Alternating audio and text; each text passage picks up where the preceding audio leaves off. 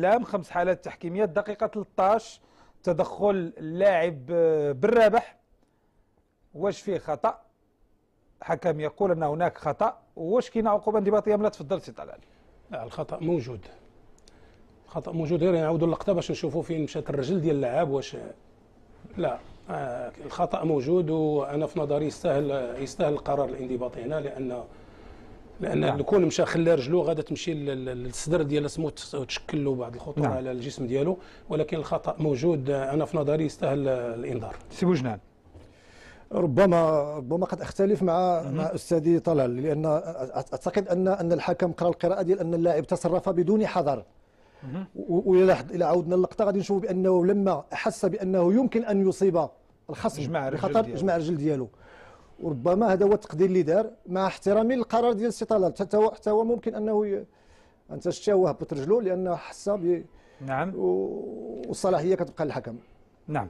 اذا اختلفتوا في الراي وفي العقوبه الانضباطيه اللي كدير فيها، لان التطبيق ديال العقوبه الانضباطيه خص يكون فيه نوع من المرونه والسلاسه، مع اعتبار وضع مجموعه الاعتبارات. ما هو ثابت وبين على الحكم ان لا يفرط فيه، وما هو في وسط الميدان وفيه امكانيات الشك او التجاوز يمكن للحكم ان لا يشير البطاقه. كيرجع له القرار. 66 مطالبه فريق الوداد بضربه جزاء في هذه الحاله التحكيميه. كان فيها مطالبه بضربه جزاء. هنا الصوره. تفضل سي بوجنان. لا وجود لضربه جزاء على اعتبار ان اللاعب كان سقط باش يتعرض للكره بالظهر ديالو وما تيشوفش في الكره، والكره هي اللي جات تطمت بالذراع ديالو. قرر الحكم سليم بعدم الاعلان عن ضربه جزاء. سي طلال. لا بالفعل هذا هو التحليل يعني اللي كاين في هذه الحاله هذه. اللي شاف العلام. لا، نعم. اللي شفنا حتى حنا. نعم.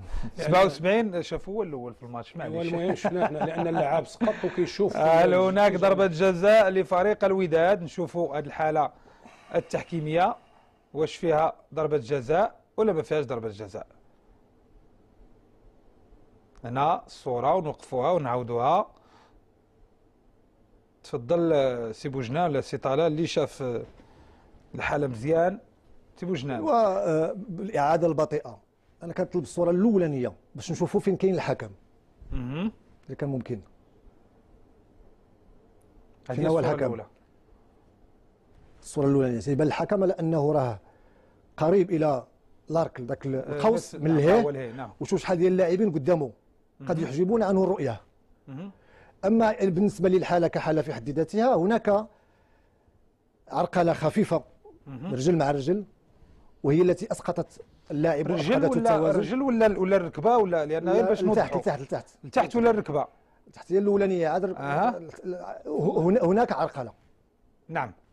تفضل سي طلال. لا بالفعل هنا في المرحله الاولى كاين الرجل اللي مشات، يعني قصت اللعاب نوعا ما في الرجل ديالو لتحت، ومن بعد كاين الركبه اللي مشات وجرت اللعاب معاه وسقطته. الحكم واش كانت عنده زاويه غير مفتوحه باش يشوف الحاله بشكل جيد، ولكن هنا كيتبين من خلال الصوره على ان اللاعب تم اسقاطه من طرف المدافعين. نعم سي بوجنان. وهذه من الحالات اللي ربما ان في هذه المرحله ديال لا تريف فاش جمعت المديريه الحكام ودرت معهم دروس تطبيقيه، راه تناولت معهم هذه المساله ديال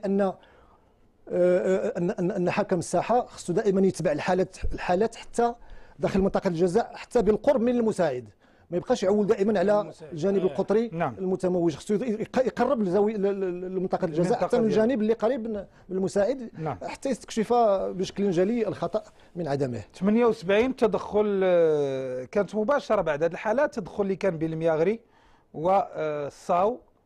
الحكم قال ان الخطا لصالح اللاعب المياغري. تفضل سي طلال.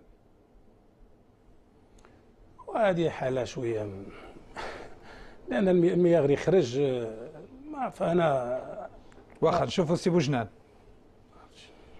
اعتقد ان الحاله ما فيها حتى شي حاجه، على اعتبار ان اللاعب ضرب الكره والحارس ما وصلهاش. انا في اعتقادي كان يترك استمرار اللاعب بالاعلان عن ضربه مرمى. بالفعل هذا هو، لانه كان اصطدام عادي وما كيبينش نوعيه الخطا، فكان هنا كما قال السي بوجنان على ان الحكم يخلي الكره تستمر بضربه مرمى ما دام انها خرجت خارج المرمى. نشوفوا ضربه الجزاء ديال فريق النادي القنيطري. هنا اعلن الحكم على ضربه الجزاء غادي نشوفوا الاعاده. تفضل سي بوجنا ولا سي طلال، تفضلوا. غير انا اللي غادي نقول ان ضربه جزاء هنا كتبان لي ضربه جزاء مشروعه وواضحه، ان اللاعب الوقت اللي بغى يتجاوزو تم المسك ديالو بطريقه، شوف هنا، شوف وتم الاسقاط ديالو، فكانت عنده فرصه واعده، وهنا اعلن على ضربه جزاء مع الانذار، فقرار صحيح بالنسبه لي انا. صحيح لا ضربه جزاء، العقوبه التقنيه ولا العقوبه الانضباطيه ديالها سليمين، وكان الحكم محق في هذا القرار. نعم. اذا عامه هذه هي الحالات اللي كانت في مقابله ديال فريق النادي القنيطري والوداد. وباش نتكلموا على جوج ديال المباريات ديال جمعيه سلا والكوكب ديال عبد الرحيم اليعقوبي، وديال النادي القنيطري والوداد ديال محمد العلام. تفضل سي بوجنان. المباراه ديال سلا مع الكوكب السي اليعقوبي له من الامكانيات والمهارات التحكيميه ما يجعله حكما كبيرا. خانته الجانب البدني في مرحله الذهاب ما توفقش فيه، ولكن بعد عودته عاد بقوه، ورأيته في مباراة سلا أعتقد مع وداد فاس، ثم قام بالمباراة الكبيرة جدا بين تطوان والرجاء وكان متميزا، وهو يشق طريقه كما ألفناه في السابق، هو حكم متميز. نعم تفضل. لا بالفعل أنا غير غادي نضيف على أنه الوقت اللي رجع السي اليعقوبي رجع بقوة، والمقابلات ديالو يعني اللي حكمها من بعد الرجوع ديالو كلها كان التحكيم ديالو جيد جدا. بالنسبه للسي العلام فكان التحكيم جيد جدا، لولا هذه الحاله الوحيده اللي ربما هي ضربه جزاء فيها اختلاف الاراء، ولكن كان الحكم في المباراه كان التحكيم ديالو يعني في المستوى الكبير. نعم. واحد الاضافه سي يسري، لاننا كنتناسوا ربما الرايتين او المساعدين. راه الصافره لا تقلع الا بمساعدين متميزين، بجناحين متميزين.